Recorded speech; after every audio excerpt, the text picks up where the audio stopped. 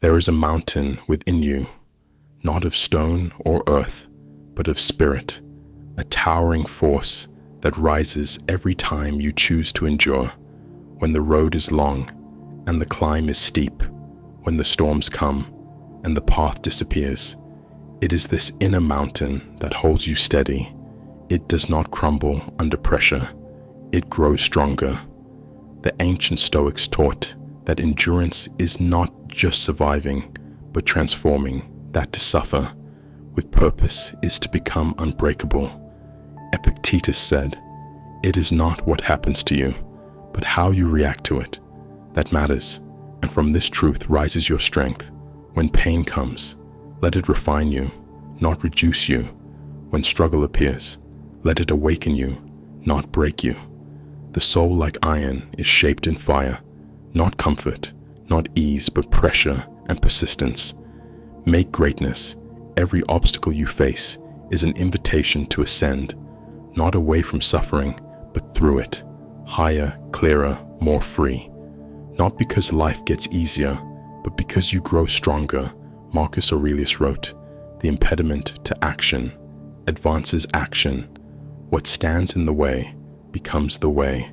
This is the path of the mountain soul, not to flee the storm, but to rise through it, not to seek escape, but to transform resistance into power. You must understand that the trials of life are not punishments, they are preparations. Every fall teaches you how to rise. Every delay teaches you patience. Every loss teaches you what truly matters. Do not waste these lessons. Do not curse the mountain when it is helping you become the person who can reach the summit. Plato taught that the soul must ascend from the shadows to the light, and that the journey is not easy but essential. And so you climb, not because it is safe, but because the truth waits at the top. And every step you take in pain, in doubt, in silence, is sacred. Endurance is not passive, it is fierce. It is the choice to keep walking when your legs shake, to keep believing, when your heart aches, to keep loving.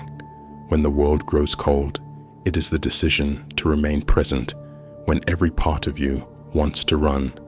There is a deeper power in you than the world sees. It is forged in quiet decisions, in unseen sacrifices, in nights where you chose faith over fear. No one applauds endurance. No one hands out awards for inner strength, but the soul grows regardless, and one day it will shine like gold, refined in fire. The Greeks called this arete, excellence, not of performance, but of character, and endurance is the root of it. For he who endures with grace, with wisdom, with love, becomes the highest version of himself, not merely successful, but noble.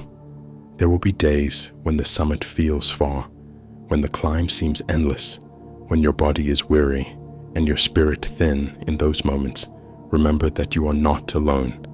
Every sage, every hero, every awakened soul walked this path.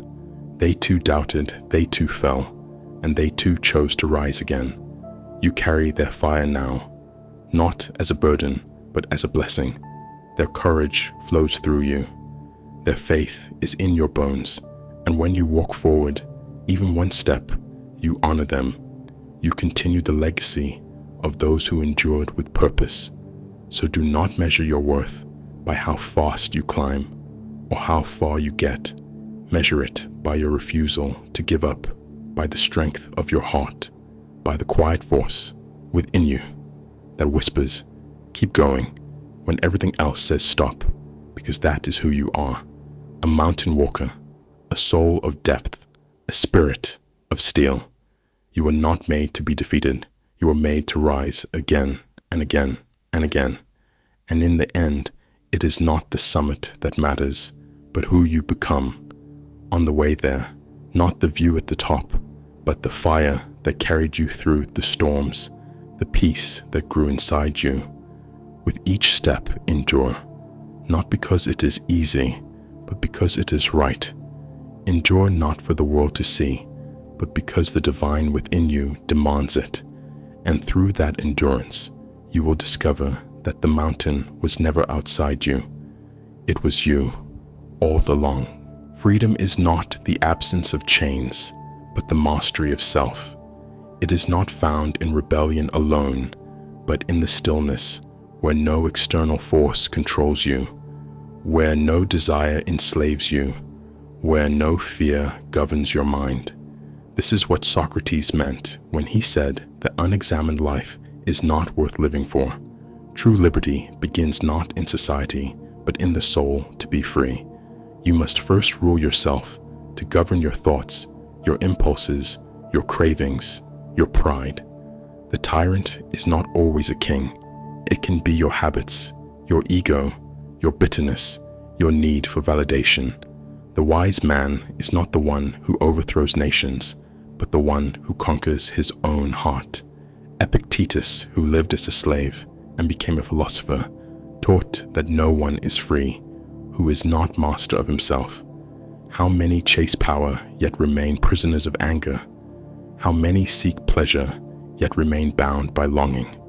How many appear strong yet fall apart at the whisper of disapproval? The chains you wear are often invisible. They are the fears you refuse to face, the past you refuse to heal, the lies you keep repeating to yourself, the illusion that the world must bend to your will before you can find peace.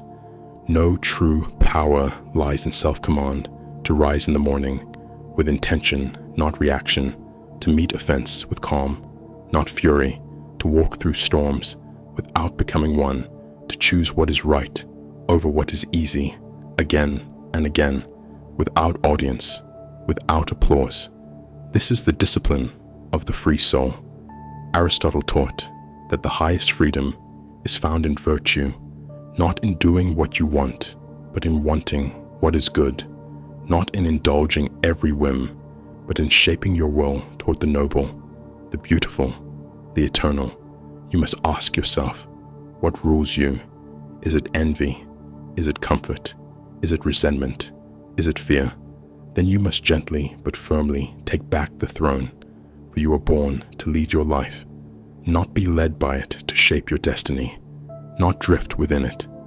Freedom is forged in fire, the fire of patience, the fire of repetition, the fire of choosing restraint over reaction, of rising after failure, of silence in the face of provocation.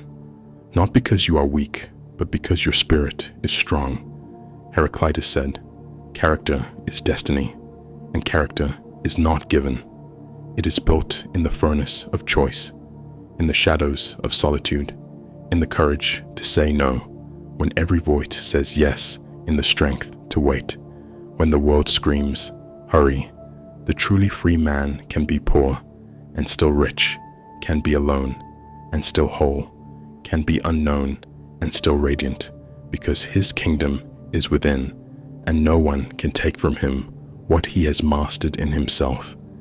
Even Plato, who warned of the chaos of democracy, understood that a society cannot be just unless its citizens are ruled by reason and virtue, and what is true of a nation is true of a soul.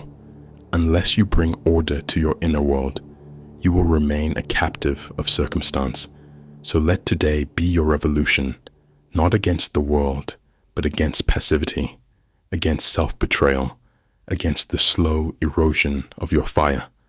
Awaken the sovereign within you, the quiet warrior, the patient king, the noble queen who refuses to be ruled by moods and fears and wounds. You are not meant to be ruled by external forces. You are meant to rise above them. You are not meant to be tossed like a leaf in the wind. You are the wind when you take command of yourself, when you build discipline with love and wisdom, with fierce compassion and unshakable clarity. Freedom is not far. It is right here, in your next breath, in your next choice, in your next act of mastery. No one can give it to you. No one can steal it from you. It is yours to claim and to embody. Stand tall and remember this. You are not a victim of fate. You are not a slave of emotion.